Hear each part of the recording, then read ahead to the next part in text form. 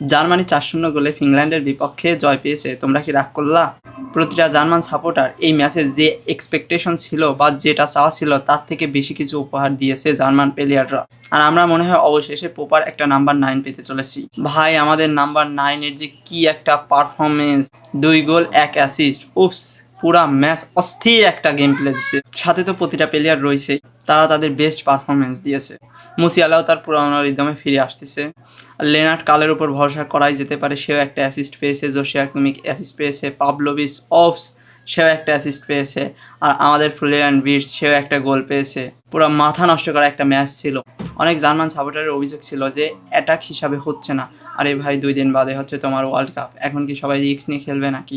তবে ফুটবল বিশ্ব তোমরা জেনে রাখো, জার্মানি ফিরতেছে, তারা তাদের পুরাতন ভয়ঙ্কর রূপে ফিরতেছে। তোমরা যে 2018 আর 22-এর মতন ভাবতেছো 26-এও খুব খারাপ পারফরমেন্স দেবে, তাদের ধারণা ভুল, বা তারা এই ধারণা থেকে বের হয়ে আসো। জার্মানি এবার ভালো কিছু করতেছে, ওয়েট অ্যান্ড ওয়াচ।